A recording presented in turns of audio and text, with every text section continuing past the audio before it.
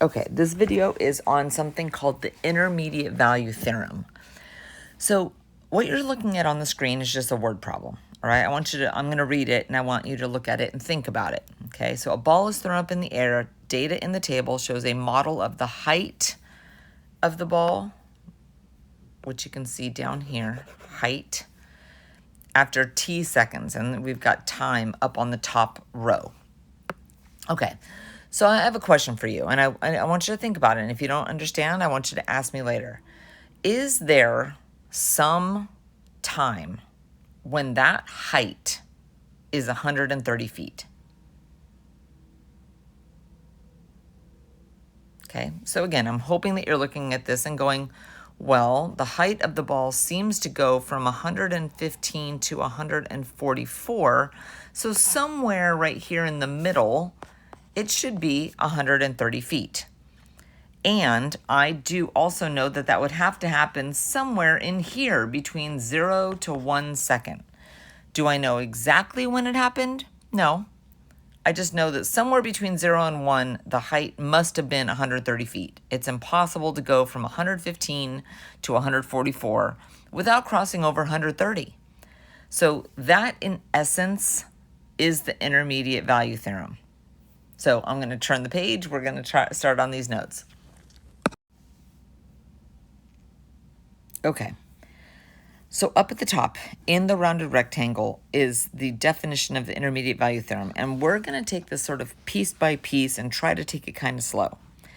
Given that f of x is continuous on a closed interval from a to b, let me draw a picture of a continuous closed interval function.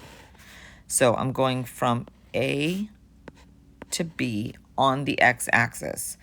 And if this thing's going to be continuous, then it can't have any holes or jumps or infinite discontinuities. It's literally just got to go from one to the other without the pencil being picked up. Okay, so that purple function that I drew is continuous. All right, and then it's saying, actually, before I continue, let's name these ordered pairs really quick. This bottom one down here would be a comma f of a, and the top one would be b comma f of b. All right, that means you know the x coordinates because I labeled them down at the bottom, and you kind of know what the y coordinates are because you plug that number in. So I'm going to draw in some dotted lines, and hopefully this helps. When I plug in a, I get this value over here of f of a. When I plug in b, I get this value over here of f of b. Okay, so now let's continue looking at this definition. So it says that f of a is less than some letter k, which is less than f of b. That means over here on the y-axis, there's some k in between. That's what that inequality means. It says that f of a is less than k is less than f of b. So I'm going to draw that dotted line sort of backwards and down. All right, so let's continue to read this definition. There exists a unique value c in the interval from a to b. That means this point right here has to be c, such that f of c, and you can see it over here, f of c would have to equal k. All right, now all that's saying is, if I know, this is kind of like going back to that other picture that I had a little bit ago, the table, that if the ball was at 115 and then the ball was at 141, somewhere in the middle, it had to be at 130. That's what this is saying. Okay, so let's try example 6. Okay, example 6. The function f of x is continuous in the interval -2, 3. I'm a big picture person. I'm going to draw a picture. It's not going to be perfect. So I know my function is continuous from -2 to 3. 1, 2, 3. So those are the x values. Somewhere in there I have this continuous function. And it looks like they've given me some details. F of negative 2 is going to equal 4. So I'm going to call this point right here negative 2, 4. And it also says that f of 3 is 2. So when I put 3 into this function, 2 comes out. And if it's continuous, it might look something like that. Okay, now there's no guarantee, you guys. There's no guarantee that it doesn't look like this. Okay? Or it could do this. Or it could do this. I don't know what it actually does. I just know that it's continuous between those 2 points. Okay, so I'm going to write, because it just says write a conclusion based on the intermediate value theorem.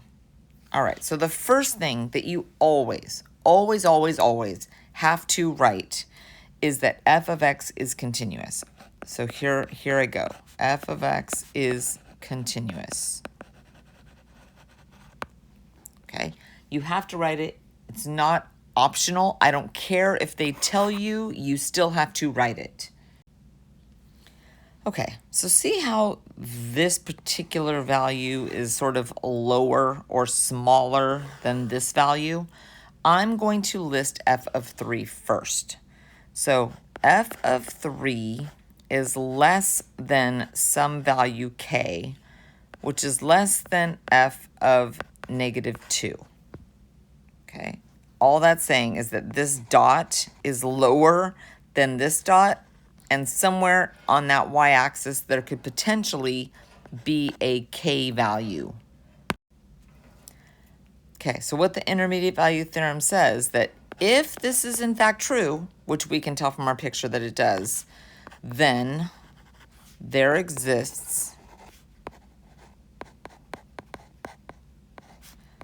a c in the interval from negative 2 to 3. Sorry, this does not look very well. Let me fix that. There we go. From negative 2 to 3, such that f of c equals k. Okay, let's continue. It's a completely new example. So 7 says verify that IVT applies for the given function and then find the value of c.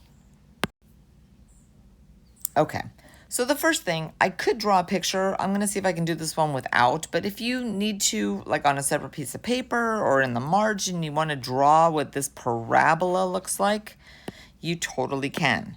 This is a parabola.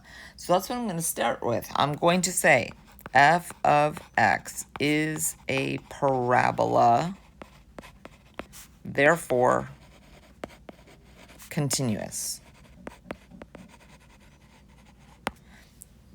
Okay, every parabola is continuous.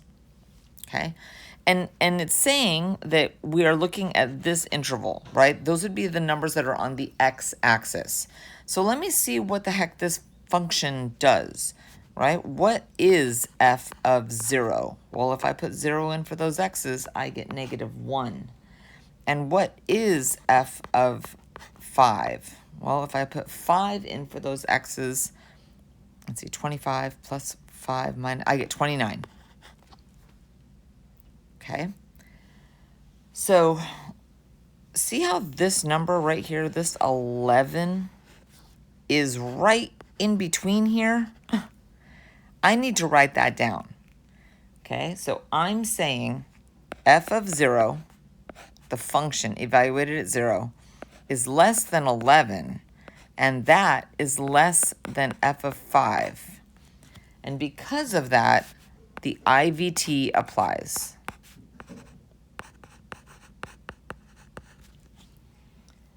And there exists a c in the interval from 0 to 5 such that f of c equals 11. Okay, now this one is actually telling you find that value. Figure out what that C value should be. Okay, so check it out. If this function is supposed to equal 11, and I'm trying to find the C value, this is what I have to solve. So that means I'm going to set this equal to 0, C squared plus C minus 12. This does factor. This is C plus 4 times C minus 3, which means there are two values of C, -4 and 3. But the question is, which of those, because we said that it has to be within this interval. Okay, -4 is not within the interval.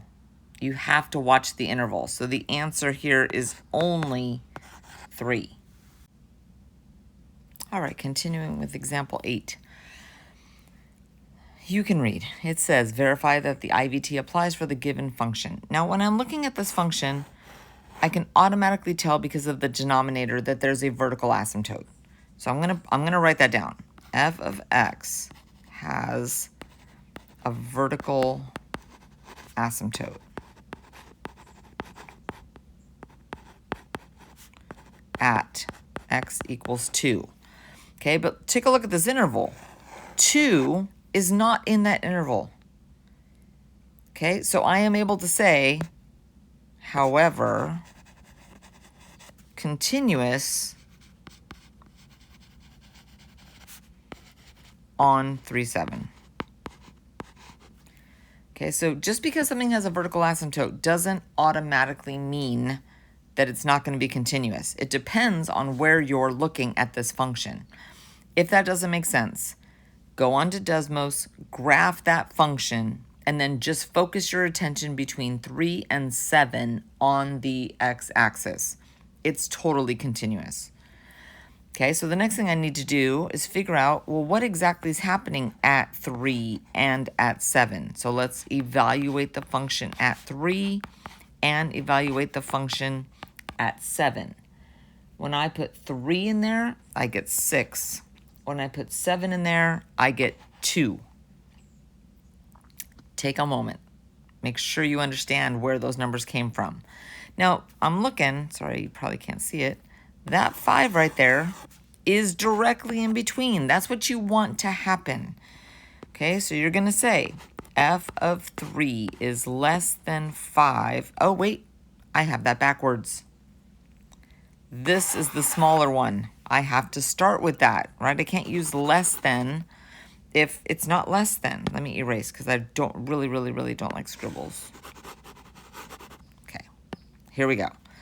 I'm going to say f of 7 is less than 5 is less than f of 3. Therefore, IVT applies. And we can say that there exists a C in the interval from 3 to 7 such that f of C equals 5. Now this one doesn't ask you to solve for C, so you're done. Okay, that's all you have to do.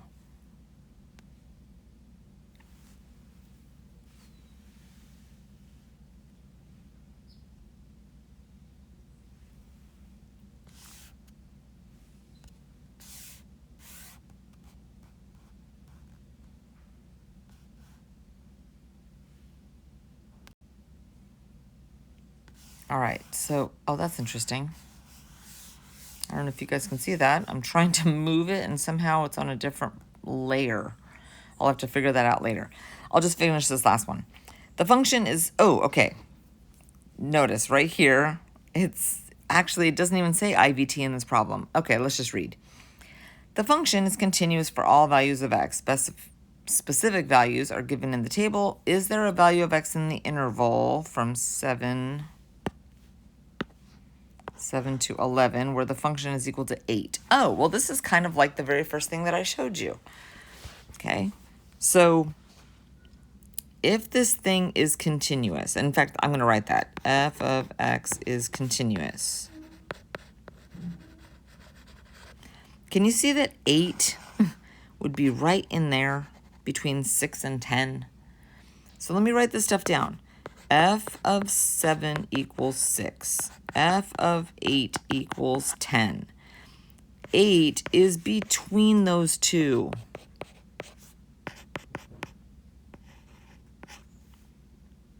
All right, and therefore the IVT applies.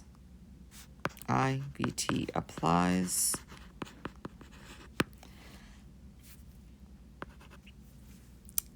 I wish I could fit this on this side, but I can't, so I'm going to write it over here, even though I'm breaking my own rules.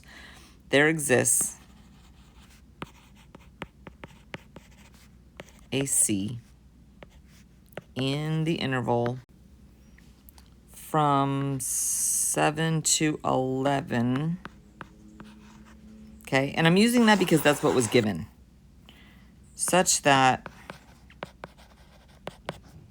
f of c is equal to 8.